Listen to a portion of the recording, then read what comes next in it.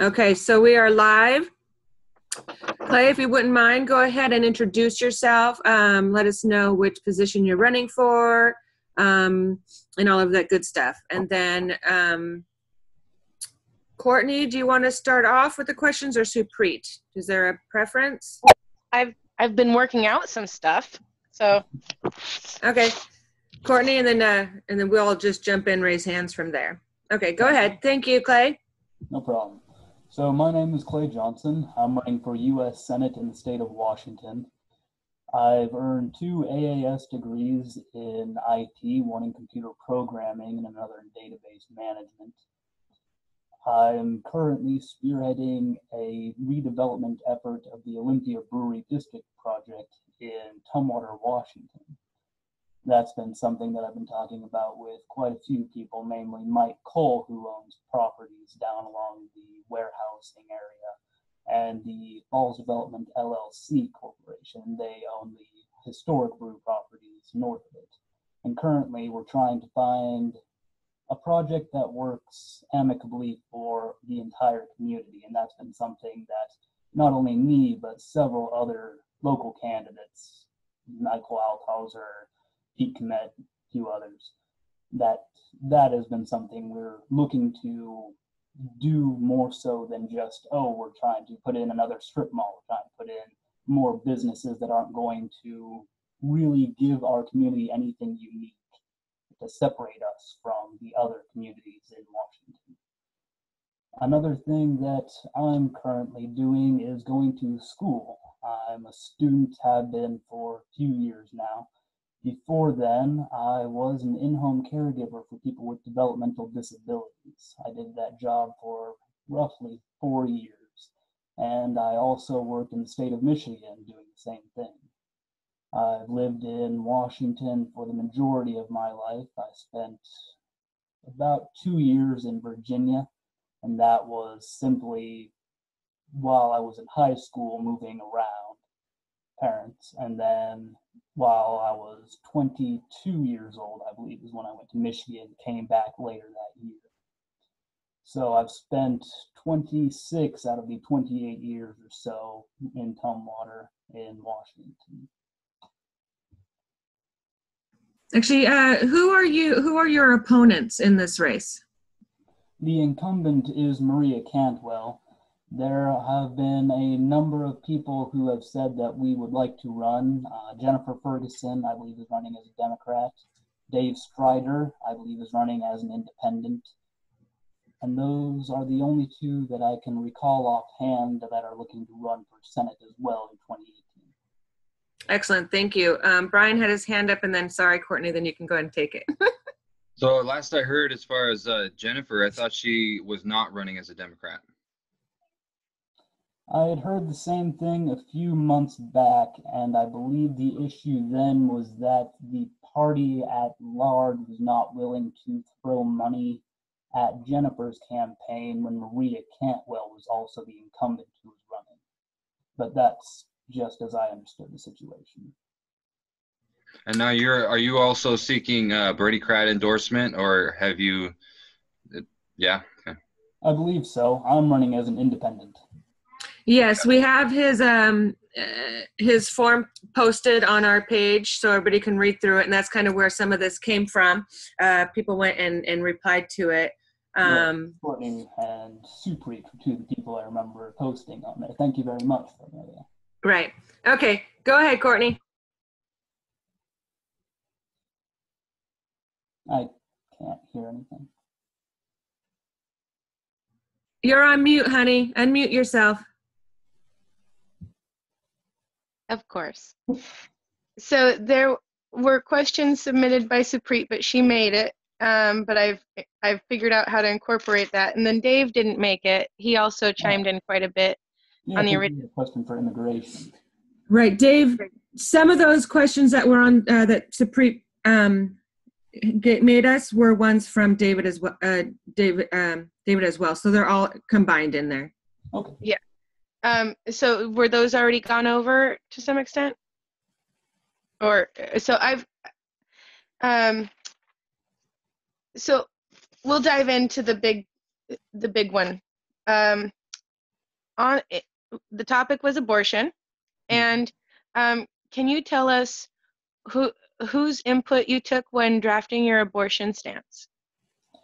Namely, the people who I communicate with on not necessarily a daily basis, but around the community. So when I'm walking down the street and, oh, there's a person over here, I don't ask them, what is your stance on this? It's generally people that I communicate with on a regular basis. I didn't get any legal input as far as, well, you should word it like this so it doesn't use words that actually mean another thing. And that was something that I ran into trouble with trying to explain myself on the board earlier, was that I didn't have the necessary vocabulary to really bring the thoughts that I had into being. And Dave touched on that later on in the post for those who didn't see it. And it was, you opened up a can of worms essentially by talking about something that's a little bit unrelated to abortion, and also something that you hadn't fully fleshed out on a legal basis. And that was something that I had agreed with back then. I'm not, that's the word I'm looking for. Forget that. I'm looking more to use what I've written on the board and collaborate with others from there. It's not something that I'm looking to implement in policy, if that makes sense.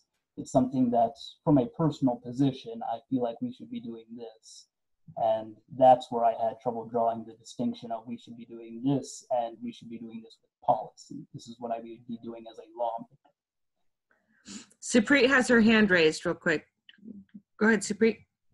Hi, Clay. I just wanted to thank you for your answers. And I understand when you're not funded by big corporations, you don't have a team that parses through your language and gets all that right. My concern is, like you kept doubling down on one part of that was filing your stance. Mm-hmm. So I would like a little bit more clarity on that, please. Is that your policy, or was that just your what you personally thought? First, let's make that distinction. That was what I was personally thinking at the time. Was, as I talk with people from my community, we don't like dealing with anything revolving around divorce, anything revolving around children and legal situations. Put any of those into a mix and it just doesn't seem to end well for the majority of people who are involved. And taking that into account, I've been trying to devise a way that would make it easier for the people involved to have a track record to look back and say, well, it wasn't just this one time that it happened. It's been my opinion throughout their entire history that this should be as things are. And one of the issues that I feel most of these people have is I'm not represented as best as I think it could have been. Something was miscommunicated and it wound up not only hurting me, but also the other person or the children or somebody else. So with that being said, I would just have one suggestion for you, that when you're crafting abortion policy, take input of women, especially poor women. When you're crafting especially when you're going to put it up on your website, that's the first place everybody goes. And it is a very, very emotionally distraught situation for any woman or any family that has to go through it. When you add stuff like that and then you have to defend your stance and keep clarifying and you come off as it's not a pleasant conversation to have. So I would suggest you get input of the communities that are affected when you draft your policy. And I'm more than happy to collaborate with practically anybody who says, I think that could be worded better. Like I mentioned with Dave on the board.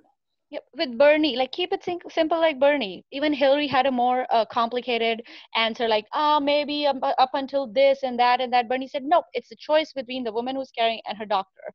And of course, if she's comfortable, she'll include her family. Like if it was me, I would include my family, of course, because I feel comfortable. But that's what I'm trying to say. Please take input of women because we have been fighting this for decades and we just are not interested in fighting for it for a few more decades. I hear you. And admittedly, that is something that I have an issue with. I'm a bit wordy. I have trouble condensing things down into a sound bite that's easily digestible across the board. So does this mean that you have withdrawn your file a stance proposal? I would say that there is nothing for policy that would be behind that. I would say also that I'm not going to stick myself to what I wrote down on that board. It's something that I would like to flesh out with others as time goes on, but it's not a priority for me to work on. Did that Okay. answer your question? Yes, I have some questions built around this. Okay. And so I feel like if you're backing away from creating a system for which people can file a stance on an abortion, then I don't need to ask the questions. But if you're still teasing it out for later as possible something down the road, then I feel like maybe I should ask those questions. Are you considering evolving? Yes, I am, always. I would say that that's something we should talk about at a later chat date, and we would talk about things, I don't want to say more prevalent, but more focused around what my campaign is about.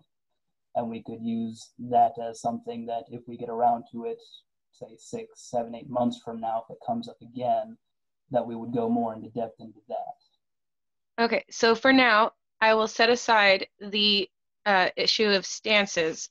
But I do have other or other questions regarding this issue. Okay. On your website, you mentioned that safety becomes an issue, or one, you mentioned that at 20 weeks a baby can be born alive. And I'm not, so are you proposing that you might restrict access to abortion at 20 to 24 weeks? At that point, I would say that the opinions of the doctor should be taken more into consideration, but from personal standpoint and from legislation, I don't think it would behoove any of us to block that. Okay. And then you mentioned at the 24th week that safety becomes an issue, but I want to kind of point out and lead into a question with that most late-term abortions are a family issue. We finally came to a point in which I believe abortion is a family issue, is late-term abortion, mostly because these late-term abortions are of wanted babies. And they're being performed either because the fetus has a serious health issue that compromises their ability to survive outside of the womb, or the pregnancy is risking the life of the mother.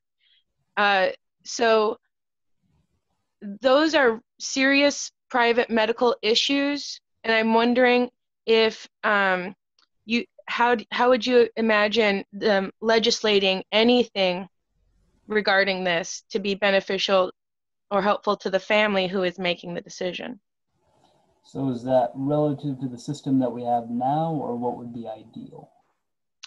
Well, I mean, right now there's a lot of places where late-term abortion is illegal. It's always hard to get. And in Catholic hospitals, you have to wait for your fetus to die. There are women who have died waiting for, needing an abortion to preserve their life, but being in a Catholic facility, they haven't had access. So now, so access is already limited. And as a U.S. Congressperson, you would be promoting a national level of legislation. And so if you're legislating, it sounds like you're willing to negotiate on late-term abortion negotiate to restriction. And so I'm wondering, how does Bernie says access should be there, and it's not a legislative decision. It is a private woman, doctor, family, and doctor decision. So, and because so few abortions are done late term, and because usually due to medical decisions, not because a woman just waits till she's 5 or 6 months pregnant to decide she's done. So these are serious health risks, and how does legislating access to them, aside for ensuring access, like I can see legislating access, but legislating restriction, how does that help the family who is making that decision with a late-term pregnancy that is, in most cases, I'd say, I'm almost willing to say all cases, that termination would be of a wanted child. So how does getting the law involved with restrictions help them? Now, did you specifically mention on my site that it had something to do with restrictions, or is that separate? Well, it's that your verbiage is a little Unclear? yes, and that's what led to this question. I can pull it up. I was just touching off on your subject that on that point I do agree with Bernie. It's not the government's business to say whether or not you can have an abortion. Yeah, so the late-term aborted babies after 20th week can be born alive. That's a verbiage that I'm not completely comfortable with, and I wonder about its accuracy. Okay. So, but then, and see, and then that's the last sentence of the second to last paragraph. And then the last paragraph, it says, it's not safe to abort fetuses once you've hit the 24th week of pregnancy. So partway into the second trimester, we have to start seriously considering the health of the mother, as well as that of the newly formed fetus, instead of looking at it as a choice and procedure. And so that, to me, indicates that you're willing to legislate against access. Okay. But those abortions that are being done at that time or later are often for serious medical consideration, and I want to know how it helps these people to go to court or their congressperson or however they have to jump through the hoops to get to that medically necessary procedure. And from my opinion, it wouldn't. And the verbiage does sound unclear as it's worded there. And more than happy, like I said earlier, to work with you to change how it would be interpreted in a way that's more clarifying as to the meaning that it has. I should have also read the next line, which is, at this point, the choice to have an abortion is gone, and we look at new options. So you do literally declare that women shouldn't or can't, you would be promoting a can't have abortions after 24 weeks. I hear you. That's something that I don't agree with, and we'll take that out. Excellent. Thank you. Thank you for your questions, Courtney. Thank you so much. Thank you. And so I think that if we're done with the abortion issue, and I'll pause before I say that there's minimum wage and immigration questions as well that I have. But I want to make sure everybody else has an option to speak on, bring up anything abortion related. Two more things I'd like to bring up briefly. So number one, on the website that I have earlier, roughly 90% of pregnancies are under 14 weeks, just by the statistics that we have. So the abortions? Yes. Okay. So even going by the late-term abortions, it's a small section of what we're talking about as far as abortions as a whole. And I feel like a lot of people put stigma on, oh, well, we're only going to focus on the late-term abortions because those are the most horrific kind when you look at it. And I just don't see that as being where we should be putting all of our focus on when so many of it happens well before there are any real medical complications that come into play. Yes, but that is not a senator's place to say that, oh, it doesn't happen, so it doesn't matter. Like, for example, our current Congressman Adam Smith saying, oh, we have never prosecuted anybody for free speech, so anti-BDS is not really going to do that. So why legislate it when it's already that hard to do? This is why it's important to talk to the oppressed people, the community that is affected, because then they can tell you their stories. And the way you talk right now is like, basically the 10% of the women who do have to go through this, the 10% of families, it's not that important. So please don't pay attention to that part of my website. And I apologize for the way that it came across. That is not what I meant in any way. And then the second point that I wanted to bring up was under my universal health care plan, abortions would be covered under that. just accessible and safe. Can I jump in on there? So your universal health care plan, since you brought that up, we have organizations working on that here in Washington State. Do you know much about that? Right. And how do you, have you looked into that yet? And at this point, do you plan on getting behind and helping out where you can here to help get that passed? I have, and at a number of different events that I've also attended, I've talked with Georgia Davenport and a couple of other people who represent whole Washington. And unfortunately, I haven't been able to nail down a specific time where I can allocate some of my own to help out. But it's something that I'm not only planning to, but ultimately wanting to collaborate with them so we can get something going on a national scale, not just a state scale. Beautiful. So this Sunday from noon to 1, there is phone banking going on for whole Washington that we're, of course, going to be helping with. And it's just basically calling volunteers who have already, signed up to, or people to keep updated on what's going on. So it's only going to be an hour if you're available. And it's pretty much just double checking on addresses because they'll be sending out some mailers. So just to let you know, if you have that time available, and you can do it from your own home. So I just wanted to help push that narrative. More than that. Right. Okay. Are we done with this part? Because I do have one more question before you take over again, Courtney, if that's okay. Any other questions regarding the abortion or healthcare piece? No. Okay.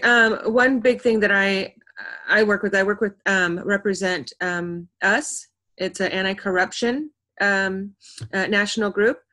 We have a local group here down in Vancouver, Washington. And one of the things that we try to do is get candidates to sign on to the American Anti-Corruption Act. Have you heard of that yet? I've heard of it in passing, but I've not seen anything as far as the details of it. Would you explain it briefly? Well, yeah, there's a bunch of different provisions. There's like 12 provisions, and it goes through, kind of election reform, talks about gerrymandering. There's a bunch of different facets. I won't take up too much time on this one, but we will be like doing a section just kind of on that stuff. But I will, if you're okay, email you the information so you can look over. And that way, when we do have a bigger gathering, you can maybe say if you would get behind it or not and sign on to. Okay, thank you. All right, I'm done. Okay.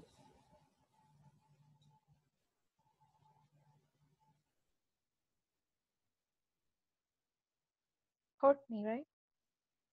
She's on mute. Courtney, you're on mute again, sweetie.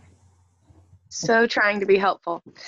So regarding minimum wage, there was, in your vetting form, you stated that minimum wage should be around $28 an hour, but that you'll support the 15 as it's better than what we have.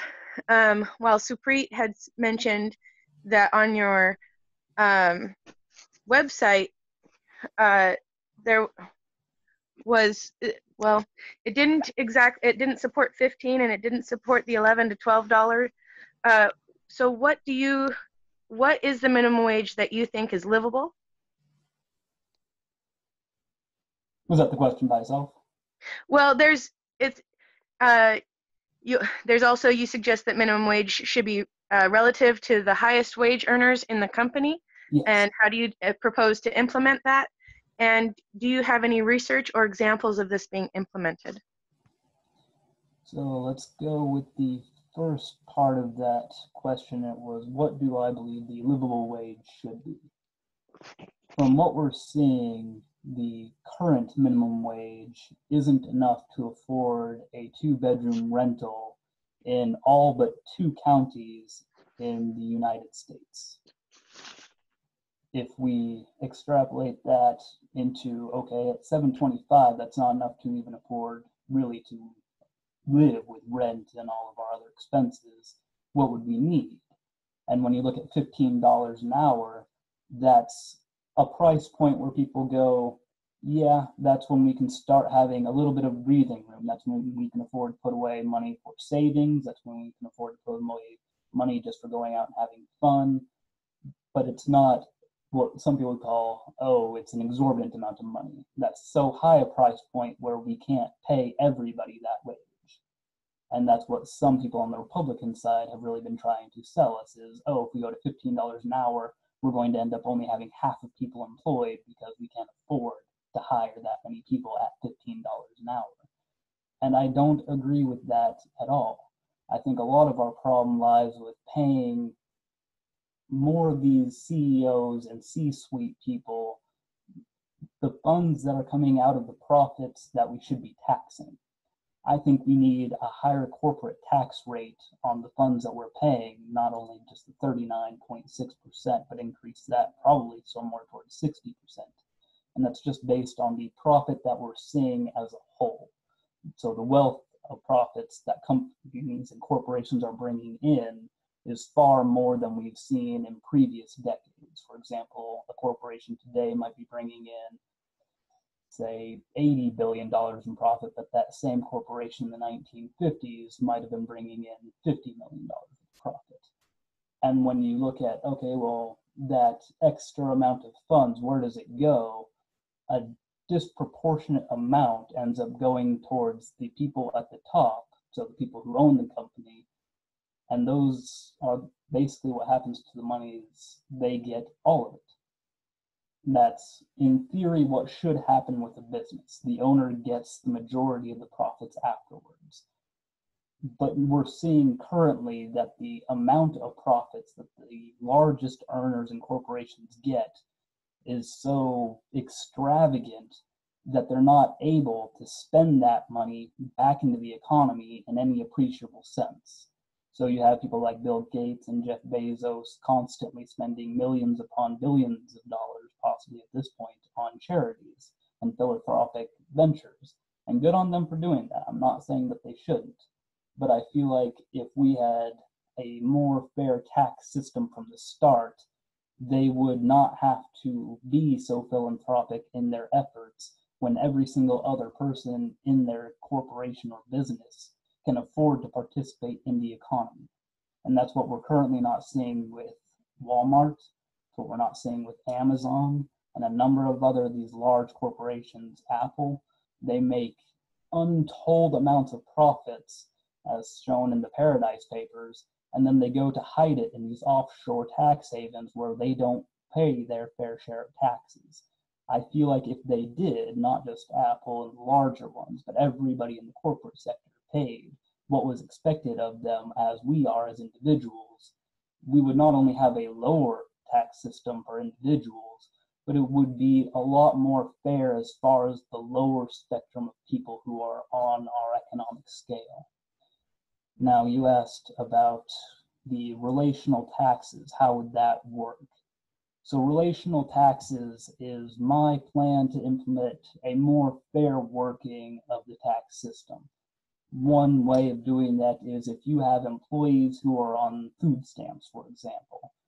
If your corporation makes profits, those profits then go to pay the difference that the government shells out for those food stamps. So if an average worker gets $200 in food stamps, the profits from the corporation would then be refunded to the government to pay for those food stamps in order to balance out the amount of subsidies that we as taxpayers have to give out when it's something that the corporation should be doing from the start by paying their workers a livable wage. We as individual taxpayers shouldn't have to subsidize others who can't afford food, but we should. And those people are usually the ones who are unemployed, the mentally ill, disabled, etc. But now we're seeing people who just plain can't get a job who are going on food stamps. And that belies to me not only a weak economy, but a weak social structure. It's something that we're going to have to address now before it gets to a point where there's so many people who can't find a job that it's going to break the system down and we're not going to be able to get to the people who need it. So relational taxes works by if your CEO or the highest paid person at that business makes $600,000 or more, that amount would be the first amount that gets paid towards those deficits for food stamps or any other government subsidies that are shelled out. So if your CEO makes $1 million, the $400,000 extra would be taken out, put into the profit margin, and then say, okay, if we've got 5 employees, each with $200 in food stamps, so that's 1,000, we're going to take that out of the 400,000 that that CEO made, and we're going to refund the government for those food stamps. And that balances out that equation, so it's no longer a burden on the taxpayers, and it shifts it to the corporation as it should be for paying their workers what they need to be paid in order to have an efficient working lifestyle. So is that separate from the suggestion that minimum wage be relative to the highest wage earners in the company? No, that is relational taxes. It should be Oh, relative. okay. And then, okay. And do you have any examples of this being implemented? I was looking around for it and I couldn't find one. However, Ro Khanna, a House of Representatives member from California, has introduced, I want to say in August, may have been July, a plan that does something similar to this. And I'll go ahead and post that on the website later, the link for that. And I didn't go over the specifics. However, it was a way of ensuring that corporations weren't able to skim the government in the way that Walmart and other corporations have, essentially double dipping with our tax dollars. So they would prevent a corporation like Walmart from being able to pay their workers so low that they would have to get on food stamps. And again, that's just from what I recall in passing. I would have to look through the specifics of what Ro Khanna had actually submitted in his bill. Okay. And then, so I want to speak a little bit to Supreet here. That was related to a question that Supreet had submitted. And so that was where I got the verbiage for from the question. And so he's talking about the taxes, and you talk about relative to highest wage earners. And you asked if there was an example of that. And I actually know of a company, Dr. Bronner's Soaps. Yes, the highest, the lowest paid worker does not make less than a certain percentage of the CEO. I love that. I love that. Yeah, that's There's what I was not- looking for, that because he will be asked this question about its viability. And thank you for your answers, Clay. But I was asking about minimum wage, not the taxes, because on your website you don't specify the $28 minimum wage that you support. All it said was that you don't agree with the $15 and the $11 to $12.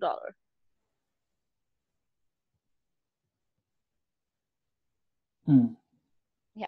Fair enough. Looking over it, I don't see. Okay. So That's where my question came from. I thought you were like for even lower than that. And I was like, oh, no, not at all. I think the minimum wage should be around $26 an hour. I agree. Taking into account inflation, production increases, automation, a number of other things from our economic stature.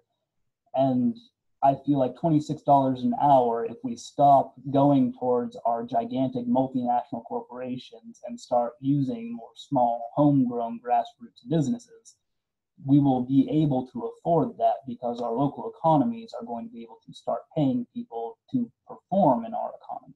And that's what we're not getting currently, is people who have enough money to go out and spend it on, oh, I want a new pair of pants, I'm going to go get a new pair of pants. It's, oh, my pants are now tattered and they're all nasty, now I need a new pair. Yes, and if the minimum wage had just kept up with productivity in the United States since 1970s, it would be around $23 an hour right now. Excellent. Any more questions on minimum wage? Okay. Just So, as a slide on the subject, though, I do support a 6-hour workday. oh, that's lovely. 6-hour workday is far more productive on a human basis based on the reports that I've read so far. Yep. So you agree with the German unions? That's what they're fighting for right now too, in Germany. That's what they're fighting for? Yes, we agree. Excellent. Anything else you want to say regarding that subject as well, Clay? I know you just jumped in there. We should always see if there's anything else in each subject before we move back on. Other than the fact that what we currently have is unfair, and honestly, I don't think anybody can live on $7.25 an hour. Not really. It's a subject that really speaks for itself. It just needs to be fixed. Okay. So there were some questions about immigration. Dave Leith had submitted a few, and one goes to the verbiage that you've used. You talk about immigrants and you talk about illegal aliens. Mm-hmm. In referencing illegal aliens, are you talking about undocumented immigrants? I believe as I was going through there, I was using words interchangeably. So certain words that I may have been using might not work in a certain way. However, would you... There is quite a move away from using the term illegal alien and using undocumented immigrant. There's immigrants who have been approved to come into the United States, and then there's immigrants who came illegally, them being the undocumented ones. And so Dave wanted to make sure that you understood that the term illegal alien has a negative and often offensive connotation. Then you indicate, this is also from Dave, you indicate that as U.S. citizens, immigrants will be required to register to vote and also for the selective service once they turn 18. Would your policy indeed make it mandatory to register to vote, regardless of where they live in the U.S. or territories? Mandatory to vote or mandatory to be registered to vote? To register. I think it should be mandatory to be registered to vote. Not to force you to vote, but I think every citizen should be registered to vote. So another way of, Bernie Sanders talks about this, and he phrases it, instead of mandating you to do something, you become automatically registered to vote at 18, and you can remove yourself from the rolls. Yeah, you wouldn't be mandated to remain, but you would be automatically. So is that something you would consider? Yeah. Just I have automatic no problem with people taking it upon themselves to take themselves out of the voting process. It's my intention to bring as many people as I can, indeed everyone who is an American citizen, into the voting process. And I believe it shouldn't be something, like you said, that is forced or mandated. I think everybody should have enough of a stake that they say, I want to vote because this affects me. And as I talk with people around the state, that is exactly what they don't feel like. Oh, my vote matters is not something that I hear very often. Right. We do have some organizations in Washington State that are going to be focused on automatic registration within this next year. Would you be able to forward me any links on that? Yeah, I will once we get it's groups forming a bunch of coalitions that are going to be focused on that. So as soon as we get some solid stuff, I'll be sharing that out for sure. But it is coming. If you need a voice, let me know. Beautiful, thanks. So Dave also mentions that oh no, actually I think this was Supreet's question. You say on the website that you will deport violent illegal aliens, which we've now established as violent undocumented immigrants, on their first offense. And what justifies the different standards between undocumented immigrants and documented immigrants? Would you be deporting violent immigrants who came via legal channels? Yes. And so both groups equally? No. That was yes to the second half of what you're asking. The difference with documented immigrants is that I feel they are people who are genuinely trying to make America a better place, not only for themselves, but for everybody around them. And I want them to be able to have the system in place to not necessarily, oh, we're willing to overlook what you did, but okay, we need to treat you more as an American citizen.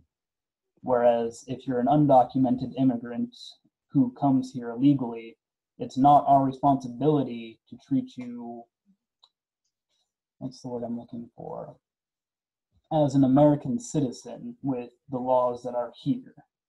So I think it's more prudent to then say, if they're from Mexico, to return them to Mexico so that they can be tried under their courts. This is the crime that they committed, say they murdered somebody, this should be tried in a Mexican court. Does that make sense? Yes, I'm not sure if Mexico will try them for a crime committed in the United States. At the very least, they should no longer be on American soil. Sorry to interrupt you.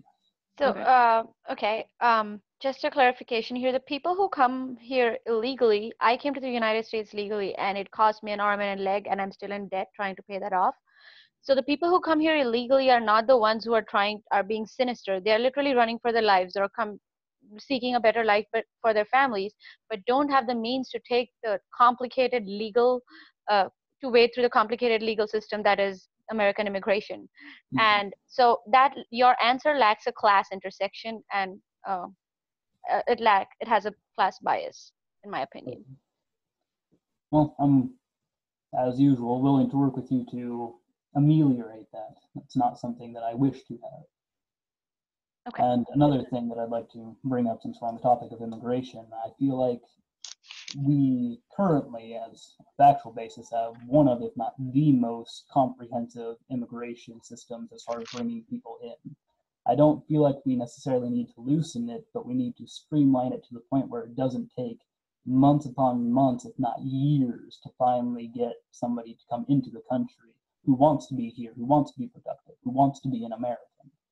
And that's something that I'm currently seeing is, it's not that we're having to push away all of these immigrants because of this, that, or the other reason. It's our system is so poor and so stringent that it's bottlenecked the amount of people who would be boons to this society. And we're just not seeing that because we're only able to let in so many through this process that we have. Okay. So are there any other questions on immigration or any statement by any further statement, Clay? Not at the moment, just willing to work to make sure that these types of misunderstandings and misinterpretations don't go unnoticed and undocumented. They need to. Again, if you'd work with immigrants, in your community, they would have told you that. They would have told you that it's the poor who can't come here legally. So you have a big website, and you are thorough, and I want to say thank you for that. It also means that around parenting and some other things I do once in a while, I didn't get to see everything, but I did notice under agriculture, there was a discussion of the impacts of modern animal husbandry and what have you, and I agree, and there was great comments about the chemicals used on crops. There was some discussion about like healthy food, and I assure, promoting healthy food decisions, I think was mentioned. Well, I don't agree with the government suggestions. I didn't agree with the pyramid. I don't agree with the plate situation they've got. But what I also recognize is, so I'm an omnivore who has certain dietary limitations. I was married to a vegetarian. We both think we eat healthy. We're not going to agree. So I worry about defining a healthy diet. Also because what is healthy for one person might not be healthy for another. So instead of discussing what you think is a healthy diet, I would like to discuss the idea of removing subsidies from crops that are fed to animals, like primarily beef. We'll just keep it simple. So a lot of crops are grown to feed beef, and it's made affordable through government subsidies to grow those, like say corn, right? So instead of telling people you need to eat less meat, or, you know, you need to eat this way because it's healthy, I would suggest looking at, if we remove subsidies, then we are creating a real price for food. Corn syrup, Coca-Cola, 2 liter of Coca-Cola will no longer be 99 cents because corn syrup won't be cheap anymore because it's not being paid for by taxpayers. Corn-fed beef won't be inexpensive anymore because the real price of corn will be applied. Where pastured animals, which is a healthier source, both environmentally and for the physical human form, if you do eat meat, those, you know, so just by removing subsidies, you create less meat consumption. You create a healthier meat system because people aren't going to keep putting corn-fed beef in cages standing in their own feces. Won't happen. So subsidies, I didn't see subsidies mentioned in your agricultural issues, and so I guess at this point I feel a little, it's less of a question and more of a, like, look into this, I suppose, and to maybe how people respond to what a healthy diet is, trying to define that. And I'm an omnivore. We have a vegan present. Like it's not like this group has one side on this, but we can make food cost a real price, and that will change people and our culture. So if anybody has a question about that, chime in. I had a statement. Subsidies are something that I've been looking more into on a national level as far as where are our taxes going to? What are they being spent on? And I'm finding that a larger portion that I had imagined are going to not only profitable corporations, but ones that honestly don't need subsidies. They apply and they receive them, not necessarily because of loopholes, but just because that's how the system works. It was worded in such a way that if you apply for it, you get it if you meet X, Y, and Z criteria. Now, I don't think that the subsidies that we're putting on things such as oil or those sorts of commodities are really in any way worth it. When we start looking at our food system, I try to look more towards, okay, is this something that is going to help the people who need it the most? So people who are on food stamps, if they were to somehow be a part of this subsidy, if we remove it from these large agricultural industries and they can no longer, for some reason, produce the food that they are, is that going to negatively affect the people who need it? And what I found is no, that's not the case. What you find happening is that when a large agricultural competitor happens to go down, smaller farms start to take root, and they're able to sell products to local communities at prices that are more sustainable for their local economy. Whereas when you have a competitor such as Walmart come in and they sell extremely cheap lettuce from a state that's 10 states away, that's not the same as what we're seeing with our small local gardens and agricultural businesses. And I feel like the subsidies that we can give to those smaller businesses would pay off in greater dividends than they would if we give them to the larger corporations. And that's not to say, of course, that the larger agricultural places don't have their own place in the economy, but I think that now people are starting to wake up to exactly how bad they are for our environment.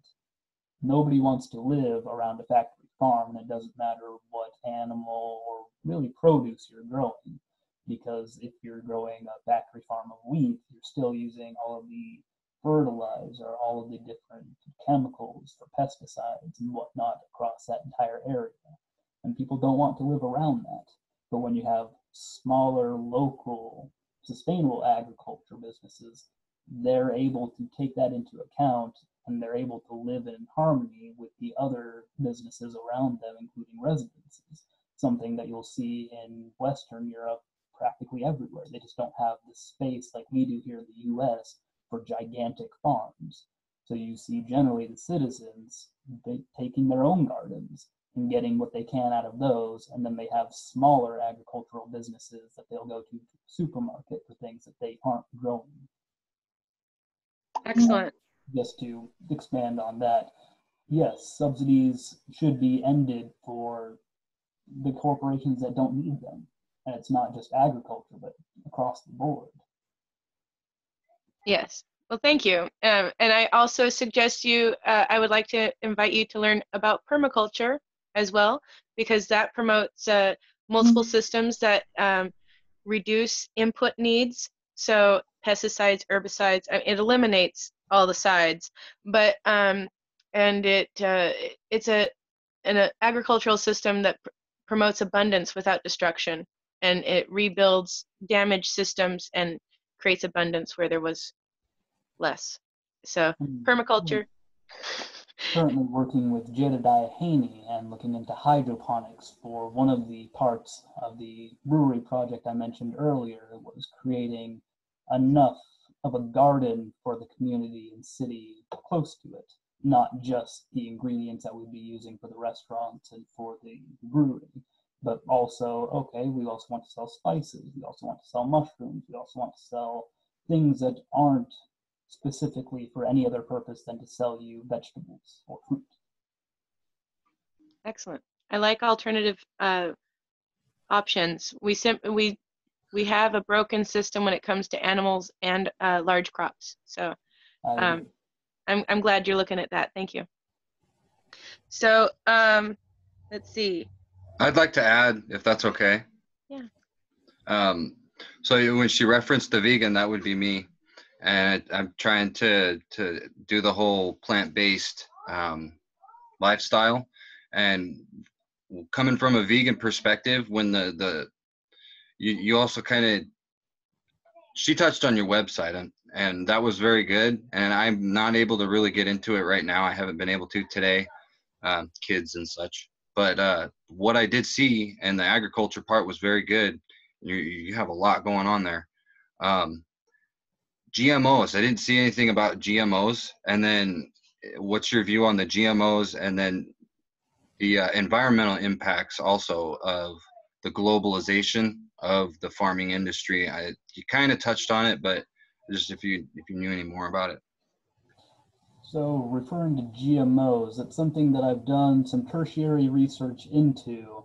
And the problem that I have is what research I've done generally seems to be beneficial. For example, the GMOs that they're putting into brown rice typically have, I think it was iron or calcium or some other nutrient that they've been adding to it to supplement their nutritional value, to make them better as a crop, make them more resistant to certain insects.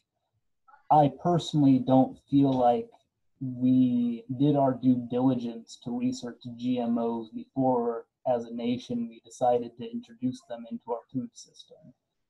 And not having that type of research done beforehand, I feel like we kind of jumped in head first. And while it hasn't been all bad, I don't think that we're really going to see any of the negative side effects, if there are that many, for that GMO until it's been, 3-4 decades maybe? Long enough for food. I could point to glyphosate is well known to be in GMOs and affects fetuses, and there's also links possibly to autism. A lot of this information you can find out on nutritionfacts.org. I encourage you to kind of check that website out. Okay. And then if I can just interject, this is Tambourine.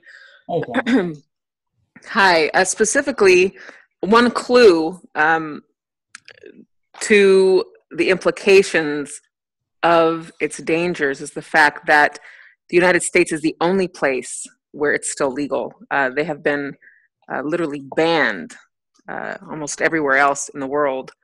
And then also there is research, there's actual pictures I've seen of the guts of animals, animals that are fed a diet, a non-GMO corn diet, as opposed to animals who are just fed, regular corn or regular grain. And the insides, the organs of these animals are clearly and visibly deteriorated and damaged. So that, as well as the fact that, I think everyone on this call is pretty up to speed on the fact of the propaganda that exists in our country with corporations and the amount of money that is poured into the cleansing of reputation. I mean, even with that, Monsanto has earned the reputation of probably one of the most evil companies that exist in the country, and they are responsible for GMOs. And as Brian, brought up glyphosate, part of their engineering to make these crops resistant to certain insects is the fact that they engineer glyphosate within the genome of the seed. So literally, you're eating poison. Sure, it keeps away the insects, but what does it do to your body? There's been studies, reproduction is highly affected. So there's on many levels, and I agree with Brian. He gave a great resource. I really do encourage you to, follow up and do some research on that, because GMOs really, we've got to get them, we have to follow along with the rest of the world with everything else, Medicare for all, debt-free education, and no GMOs. So that's my 2 cents. Thanks. And I feel like a lot of the problem is there are only so many hours in the day. So when people come across good resources like this, I feel like it's incumbent on me to do my due diligence and make sure that it's something that I can incorporate into my platform. So GMOs specifically is something that I haven't personally done a ton of research into, but I have looked into it, and what I did see wasn't all that negative. However, I would encourage you to keep digging. Yes, and in regards to that rice, I think it's golden rice you were referencing being GMO'd to have more vitamin A primarily. That the vitamin A deficiency in those communities are caused by corporate farms. When people have small farms, they also have what some people call weeds, but we call herbs, and then they get their vitamin A.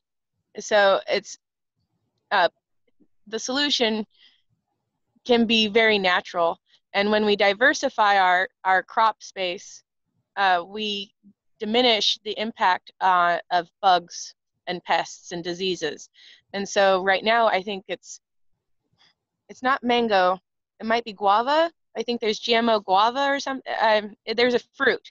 And it's because of the vast monocropping of these fruit trees. But if they had diversified orchards, then the pest wouldn't be targeting these vast monocrops. So there are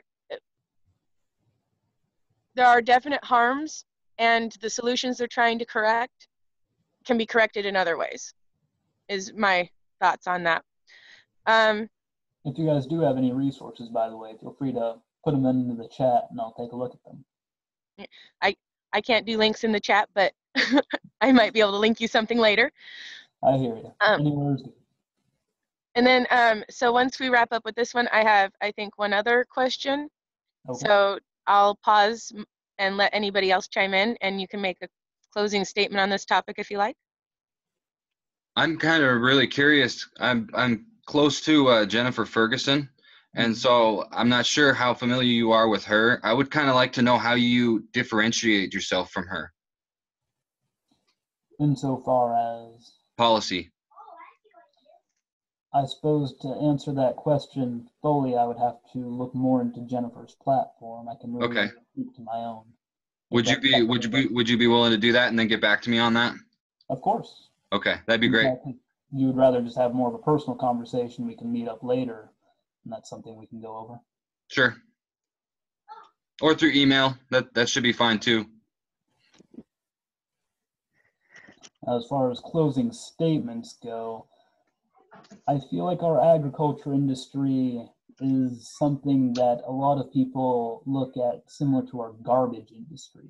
It's something that they don't have a lot of deep understanding about. It's just something that's always there. Oh, I don't have food, I go to a grocery store, I get food, I bring it back home. And that's something I feel like we're going to have to change as a society, that we're going to need to get more involved with not only where our food comes from and how it's grown, but also the research and development that people are doing to make sure that we have enough food to feed everybody else. Because that's another problem that we're running into is, I believe it's phosphorus that we're using for fertilizer that's set to run out somewhere around 2040, 2050. And that's one of the main things that's going to decrease the amount of output that we're going to be able to use for crops such as wheat. And if one of those crops goes down more, either the price is going to go up or we're not going to be able to feed everybody with that particular crop, neither of which I find to be particularly viable.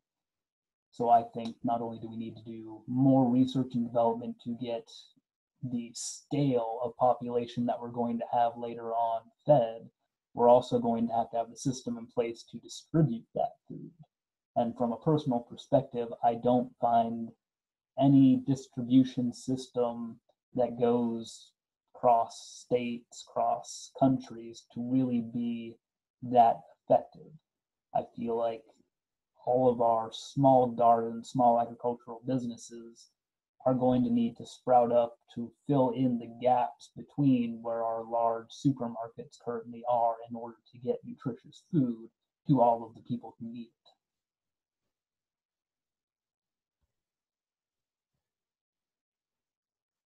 Excellent. Thank you. So the last question I have specifically was from Suprit, and she asked where you stand on the Puerto Rico debt relief.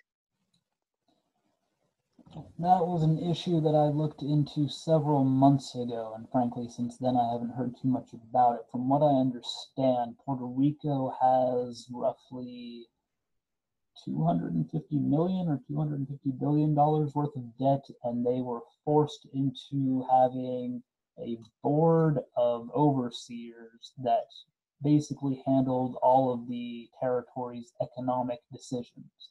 And I believe one of those economic decisions was the Whitefish power contract to restore the power after Hurricane Maria wiped out power down there several months ago now. And we're still at something like 68% without power on that island. I don't feel like it is good for any of us to have our financial futures and situations locked into an economic board as far as our government is concerned. And that is included in the territory government of Puerto Rico. I feel like the debts that they ran up should naturally be taken care of as we do any other state in the union.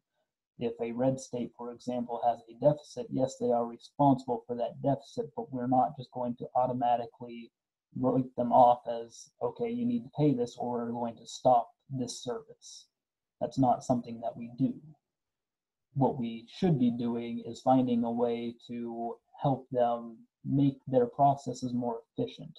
For example, if they're spending so much money on education, figure out why that is. Is it because you have so many students going to classes? Is it because you're spending so much money on administrative fees? Is it because you had to build a new school? Why is it that you're spending so much money on education and then deal with that? And I feel like currently they've cut across the board, everything to the bone. And now it's at a point where they can't cut anymore, and they still don't have enough money to handle the payments that they need to make.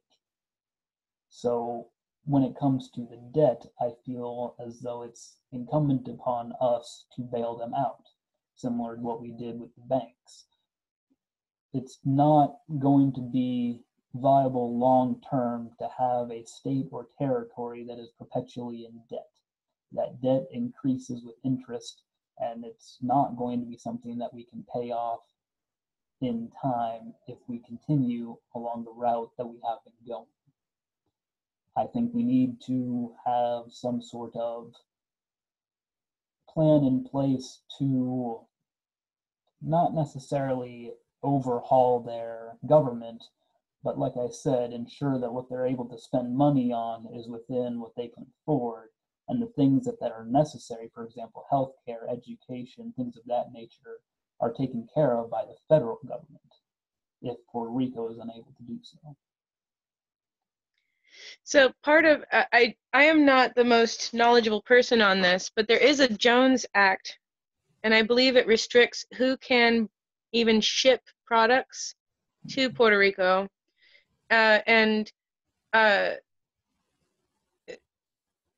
So it feels like that might have been one of the creations of this problem. And so I don't know how to phrase my question because I'm not the most knowledgeable on the subject, but there are solutions that I think are available that might not be all about wagging our finger, and telling them how to do it. Promoting self-sufficiency on the island as much as you can have on an island. So any words on that, the Jones Act? And so I didn't look into the wording of the Jones Act, but from what I remember, what ends up happening with the Jones Act when a natural disaster happens like Hurricane Maria in Puerto Rico, it being Congress, they will suspend the Jones Act, or excuse me, I believe it's the President's administration suspends the Jones Act for the time period of X amount of days. And then during that time, they ship in all of the materials necessary. The Jones Act, again, from what I recall, was put into place to prevent a lot of the shipping and trade route accidents that were happening because of the amount of traffic that was going through certain shipping channels. When they rescind or suspend the Jones Act, it allows for a lot more traffic to go through. It just requires the people doing so to have that much more regulational oversight as far as, are you not going to collide with another ship while you're on this? Because you're currently going through an area that was just hit with a natural disaster. So if two ships carrying food were to collide and then sink, well, now you've got to ship in two more boats for food to Puerto Rico. So when they talk about suspending the Jones Act in order to get territory or somewhere else like Puerto Rico the necessary aid, it's an attempt to release the bottleneck as far as the trade routes are concerned to get more ships through and to get relief there for the people who need it. So I also don't know enough about the Jones Act to have any true suggestions on it, but you're willing to review the Jones Act and make sure that it can be most efficiently used for the next natural disaster that happens, because there is going to be another one. And if we're not prepared for it, it's going to be just as bad, if not worse.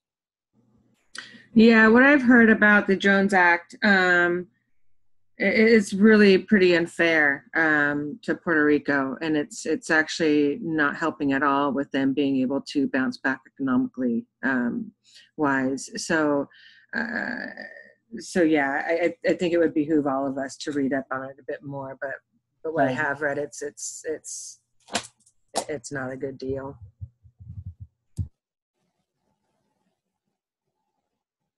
All right. Well, thank you for addressing that subject.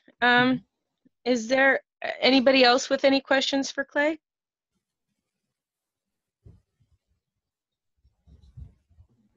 I'm good. I did email you, Clay, regarding the Represent Us and the American Anti-Corruption Act. So yeah, go and take a look, and then again, we'll have an event just kind of talking about that and some, democracy stuff. So I encourage you to join that. But if you do look at it and it's something that you want to get behind, should be able to sign up through the website. If not, just email me back and I'll make sure you get the form. Okay, and Represent Us is different from the Party of Us, correct? Yes, that is correct. Representatives has been around quite a few years, and it's a nonpartisan. You've got people conservative to liberal in there fighting to help break up what we have today. So there's a lot of different things involved, but it's a good start. So anybody else with any questions at all? No, thanks for coming though, dude. Sorry, I've been kind of in and out. I wasn't really here for the introduction. My name's Brian Cheeseman, so nice to get put a face to your name. I like your website. I really like your website. I'd really like to get some more time to look into it. And yeah, we'll be, I'm sure, talking more in the future. So we'll leave you with, again, stating your name, what position you're running for, and then if you have any closing, just general remarks you want to do, then I'll stop the recording. But then I know that there's going to be some talking between you're welcome to leave and go do your thing, but some of us will hang around. So go ahead. Thank you. So once again, my name is Clay Johnson. I'm running for U.S. Senate in the state of Washington. That'll be on November 6th, 2018 is the election for that. I did have one thing I wanted to mention, and it's really the cornerstone of my campaign, and that's citizen allocated taxes. I am routinely asked, because I get put in the same group as, say, socialists, how do you expect to pay for universal health care? How do you expect to pay for education? How do you expect to pay for this, that, and the other thing? And I expect to pay through that with citizen allocated taxes. Now, citizen allocated taxes is a program that allows every citizen to spend up to 50% of the taxes that are collected from them on any government program that they choose. So say you wanted to put money towards health care, universal health care, and you have $1,000 collected in taxes from you at the end of the year. You could choose to put $500 towards universal health care out of those taxes, and it would go directly to universal health care. One of the major roadblocks to this is the Constitution, and that says that all taxes are appropriated by Congress. I feel like, based on how large our nation has become, we've bottlenecked the efficiency that Congress is able to appropriate the funds that are necessary. I constantly get, I don't feel like Congress is appropriating the money how I feel like it should be. And it's not just a little bit, it's they're way off track with what my priorities are. And a lot of that does have to deal with military spending. And I feel like this is one plan that puts more power into the individual American to say, this is the direction that I want the country to go into. And I firmly believe that that's one of the things that this country was built upon, self-individualism. Get yourself going and do what you want to do. And unfortunately, the way that our government really works, it's not necessarily oppressive, but you really have to do what they say. Going against this, that, or the other law, it's not going to end up well for you. And unfortunately, if you choose not to pay your taxes, you're likely going to be thrown in jail. Now, if we're going to have to pay taxes, I think that we should be able to spend at least a portion of that money wherever we want, as long as it's for the common good, for a government reason. So, okay, you want to build roads, you want the roads in your city to be that much better. With that same $500 that was taken from you, you can choose to spend 50 of it for simply the roads in your local county. We want all of Thurston County roads to be redone. Here's the money that I'm choosing to put towards that. And from my perspective, I feel like that would completely eliminate a lot of the arguments that people have for, well, we're simply not going to be able to put $32 trillion towards a universal healthcare system. Well, we can put $32 trillion towards it. It's just, over time, is it going to come out of our pockets, or is it going to come out of some corporation's pockets? Whose pockets is that money going to come out of? Because talking with people, there are certain things that should always be covered. Universal health care is typically among them. Education, typically among them. Those sorts of things should be covered. And what we're finding is, oh yeah, of course, just go to college. We'll give you student loans and you'll be able to get your degree. And now we're seeing that student loan debt has eclipsed credit card debt to be the second highest form of debt that the United States currently has. And it's only shortly trailing mortgage debt, which is homeowner debt, which has long reigned as the longest form, or excuse me, the highest amount of debt that we have. I don't think our student debt crisis is going to be something that we're just going to shake off. It's crippling the millennial block especially, but even people who are choosing to go back to college at 45, 50, even more, they're unable to pay for college like they would have been in the 70s. I go to work for the summer, I have enough money to pay for college the rest of that year. And now it's, I go to work all year and I might have enough money to pay for college in the summer. That's not how it should be. And that's not how any other country on earth really has it. So when it comes down to how do you pay for it, we pay for it ourselves. We should have that power. We should have the ability to say, I want this money to go to this program, even if you don't necessarily have the ability to say, these are the programs that you can spend the money on. Thank you very, very much for taking the time out. I know we went over, I try to do these for an hour, but I think we did actually pretty good on time. So Slight by me. thank you very, very much, Clay, for taking the time out and talking with us. We really appreciate it. I'll send you the opportunity. I'll send you the link to the video as soon as it gets up, so you can either share it out, do what you want with it, and then we'll reach out to you again for further conversations. Sounds good. And if you have any more questions in the meantime, feel free to put them on the Facebook page for the Washington Bernie Rights. Wonderful. Thank you so much. I'm going to stop the recording and then you guys can kind of